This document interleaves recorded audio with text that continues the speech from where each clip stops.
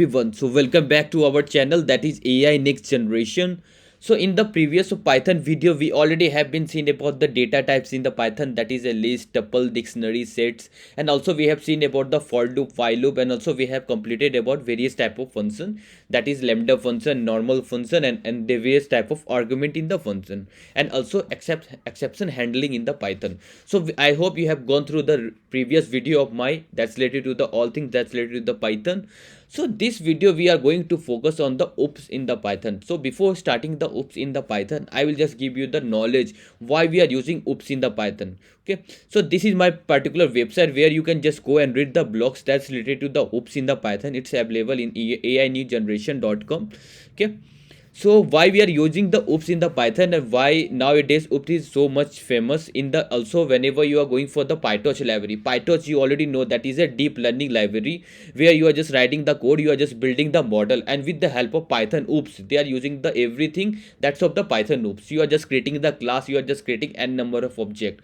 How you are just creating with the help of Python oops. Okay, so if you are good in the Python oops, you are good in the PyTorch. Okay, so this was about the things we are going to use in the Python, that is the oops. Now we are going to start with the first of all Python object in class. So before starting Python object in class, I will just give you the theoretical part, that is a theory about the oops in the Python. So basically, why it's Python is supports the multi-paradigm language. It means it can support the procedural approach, it can support also the functional oriented programming, it can also support the object oriented programming, it can support multiple paradigm language, because Python is a multiple paradigm language. Okay, so what do you mean by procedural approach, what do you mean by functional approach, and what do you mean by object oriented approach, and why we are only using object oriented approach in many cases. 99% you are going to use only object oriented approach, whenever you also can do that thing with the help of procedural approach and also the functional approach. So first of all, in this particular video I will guide you what do you mean by procedural approach, why do you mean by functional approach, and why we are moving to the object oriented approach. Okay, so we already know about the procedural approach, means you are just defining the function. Okay, you whenever you are just creating some application, suppose you are just creating the basic application, that is a calculator. I am just taking as an example. So in that, first of all I'm explaining about the procedural approach, then after I'm going to do functional approach, then after I've explained you about the object oriented approach. Clear? So first of all, functional approach, you are just defining that is a class, that is basically the you are just building an application, that is a calculator application you are just building, suppose. Okay, okay, so the first of all, what you're just doing, you have to define the some function. Suppose add function you are just defining, and you are just taking only the two parameter. Let's take an example. So we are just keeping x simple. So you are just returning a plus b. That what you are just doing. Again you are just defining another subtraction function. Okay, and then after you are just taking again two parameter, or again you are just taking a return of a minus b. Clear? Again you are just taking multiplication of this particular function, and you are just providing a minus a comma b, and again it will return the multiplication of a into b. Clear? And then the last one is the division you are just taking, and you are taking the two parameter, that is a comma b, and you are just returning the what, you are just returning a divided by b. Okay, so this is the this is the four arithmetic operation we are going to perform for the calculator. Okay, you are doing addition, you are doing subtraction, you are doing multiplication, you are doing division, because you are just making one application, that is a calculator. So this is the procedural approach, where you are just making making every function that is independent. Okay, so how you are going to keep this thing in one place? There is no chance. This is the approach of the procedural approach. Okay, so this is the procedural approach. Okay, and why it's called a procedural approach?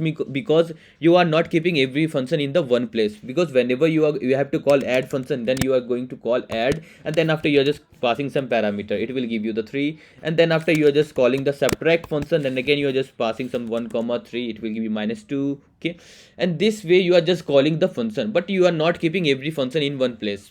Suppose if you are just you are just creating another function that's related to the something, or you can just take the name. Okay, that's name, what's the name of the calculator or something, then how you are using this one. Okay, so again you're just taking the parameter, that is the name, and you are just returning the name, or you are just printing the name. Okay, So now you are not keeping everything in one place. If I will say which particular function belong to the calculator of the calculator, how you are going to say?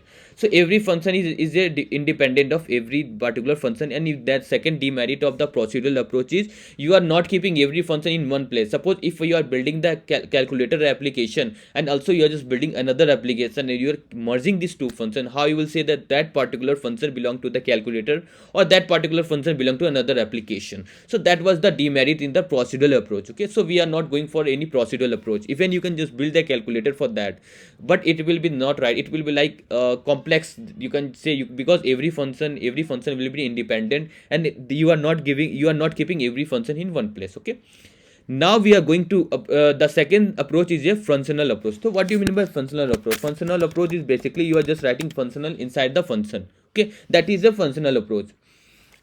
I'm explaining you everything. So in the functional approach, you are just, suppose you are just defining a calculator. Okay, now this is the calculator you are just defining, and then after you are just passing what you want, whether you want addition or whether you want subtraction or whether you want multiplication, whether you want division. You are just taking a as a parameter. A can be add a among this one. It can be add, it can be subtraction, it can be multiplication, it can be division. Okay, so now after that you are just returning there, and again inside this you are just using the function. If that a belongs to the particular, if see, if a belongs to this particular add, if the particular they are just calling for the add function. Okay, then you are, if that is add, then after you are just calling this add function, and you are just taking this parameter. Okay, you are using function inside the function. Similar way you are just using if a equal to subtraction, and then after you are just going for the subtraction function, and again you are just passing a comma b, and then this so on you are going to use. This way you are going to use. But what is the benefit of this? Okay, you are not getting any benefit of this. Why? Because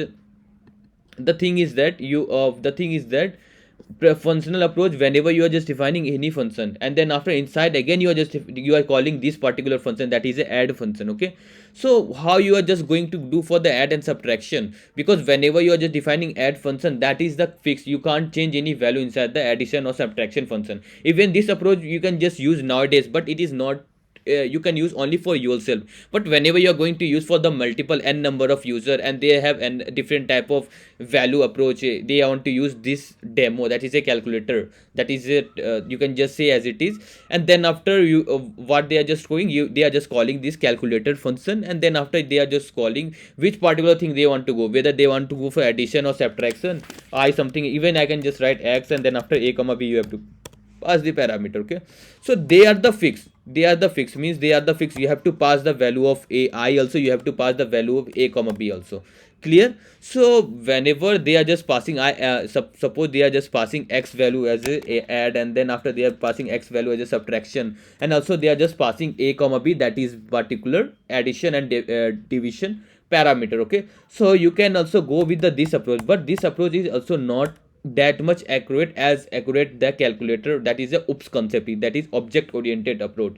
Because whenever you are just defining the function, you can't change any behavior of the function back, is because they are immutable. Okay, so this way you can go for the functional approach. Again, the last one that I am going to explain, we are going to focus in whole series, that is a object oriented approach. And what do you mean by object oriented approach? We are going to see this all thing in the detail in the next video, but still I am just giving you the thing is, what you mean by object oriented approach means you are keeping every variable and every function in one place. You want to make something model, that is the application. Suppose if you are making the calculator application, then you are just keeping all the method, that all the function and all the variable of that particular function in the one place, so that whenever you are just calling calculator, then it has only all the function of calculator, it has all the variable of calculator. Whenever you are building another application, that you can just take an example of any game, Pokemon game or any other game, and you are just calling that particular, you are just getting the class of that, so that class only hold all the function that belong to that game. Okay, so you are just keeping all the variable and all the function in one place, that is called an OOPS, that is a object oriented programming language. And how you are just defining this, how you are just defining everything, we are going to look this all thing in much detail. What is class, what is object, what is instance of that, what is constructor, what do you remember destructor, and also we are going to use what you are going to use different kind of approach. Okay, so this was about the calculator, and the rest thing I'm going to explain you about the thing about the class and oops in the next video, because here what you are just creating the simple class, and then after you are just defining inside, that is the add method and subtract method, and how you are going to define this all thing we will see in the next video about the that is a class and oops. Okay, so this was about the theoretical part that I have just covered you, why you are going to use in the oops whenever you have functional approach, whenever you have procedural approach, so that in the oops object oriented approach you are just going to keep all the variable, all the method that is a function